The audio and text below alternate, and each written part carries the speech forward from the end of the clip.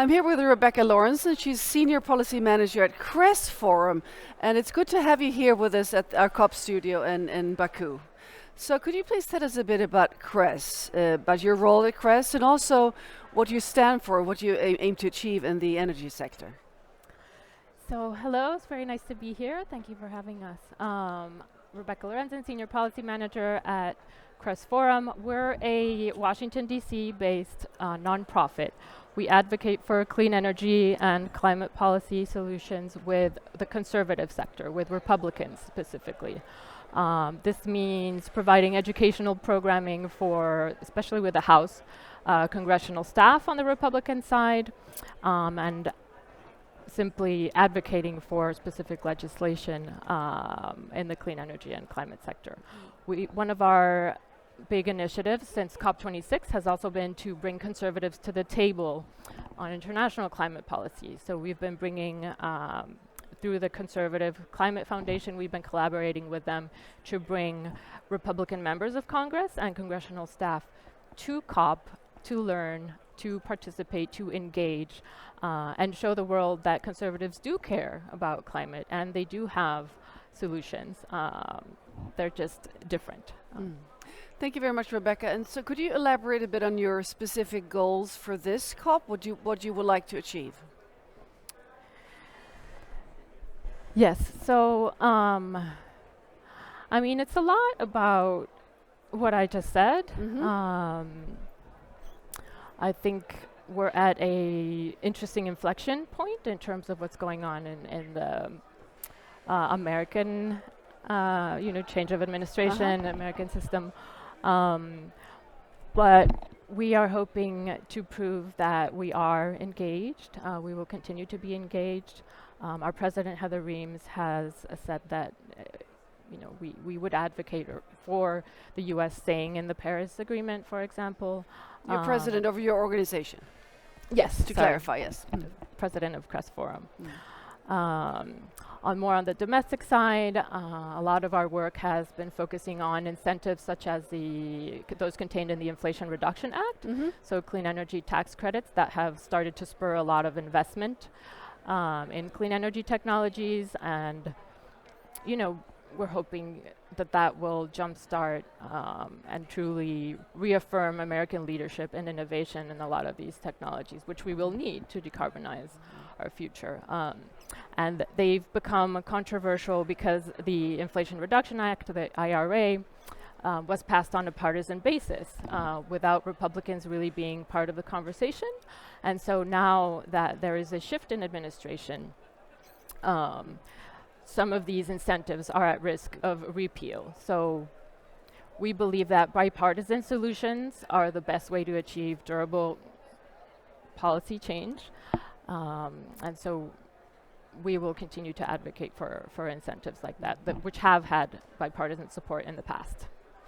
Thank you very much, Rebecca. And your organization has been on the forefront of this work for a decade now. Can you talk a bit about how your work has shifted perceptions of conservative climate action, both within the US and also internationally? Yeah, so Crest Forum had, I think, a big hand in the Conservative Climate Caucus. Gaining momentum is one of the biggest caucuses in the House. And these are all members that are interested and engaging and learning. They're all at different points, I guess, in their interest and familiarity with international climate policy and clean energy. But we are working to help grow that and help educate the congressional staff, especially new staff, now that there's been a change in administration. And the former leader of the caucus, John Curtis, has now won election as senator in Utah. So we're hoping that the work will extend to both chambers. And I think we're definitely not in the same place as we were 10 years ago in terms of conservative engagement on climate. I think we're talking about it in different ways. We're talking more constructively about solutions. The Republicans will focus on a different framing. Priorities will be through innovation, through boosting American competitiveness, And that's important. You know, one of our things that we like to emphasize is global emissions go down when American technologies are leading. And so that's one of, I think, through the Conservative Climate Caucus, one of the changes that we've helped see, and also, you know, our engagement at COP, bringing Republicans to COP. Last year was the first time that an official Republican-led delegation from the House came to COP. They've had U.S. Center events, so I think we see that as a very positive development. Thank you, Rebecca. So with an incoming new president, Republican president, also the possible majority, as we see it now in the Congress, what shift of policies do you foresee in energy policy, and what key objectives do you think the Republicans will be focusing on moving on, and what impact can this have on clean energy policy, please? Right. So I mentioned a little bit about the IRA. There's a little uncertainty what will happen in that sense, but we're hoping that a lot of the incentives that have started to really boost up clean energy technology and related manufacturing in the U.S. A lot of these which have had bipartisan support in the past will endure, even if not in the same form, but that's one aspect of it.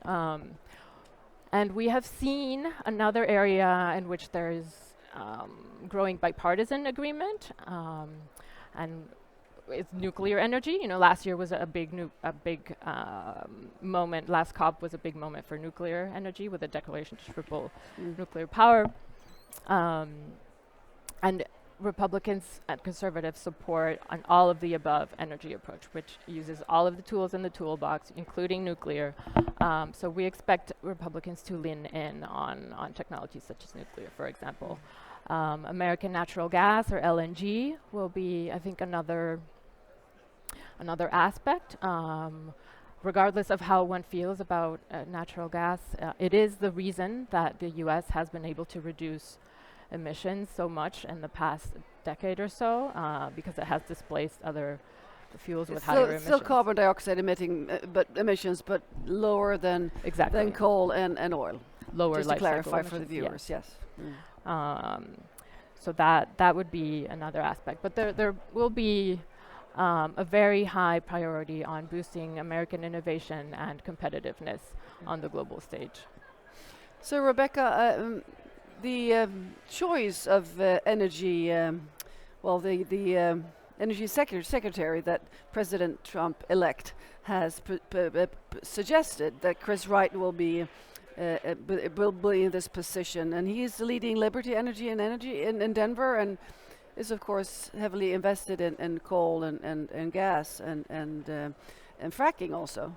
So, what could you say about this choice of leading the energy?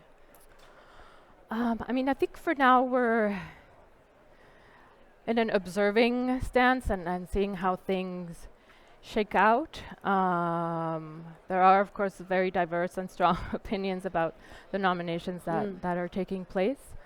But I will say that, and that's part of the reason we're here, it is important for all parties involved in the energy sector and all types of stakeholders to be part of the conversation and to be engaged.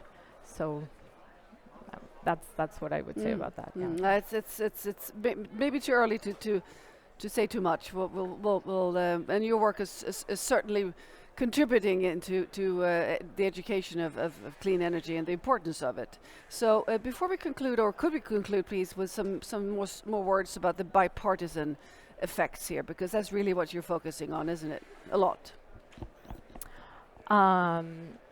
Yes, I mean, a lot of that I think is relevant to our domestic work. As I mentioned, the part of the incentives that have made so much noise all over the world, of part of the Inflation Reduction Act, focusing on these clean energy tax incentives, which have had bipartisan support in the past, and other legislation that has enjoyed bipartisan support, because it really is the only way to ensure durable policy and durable action.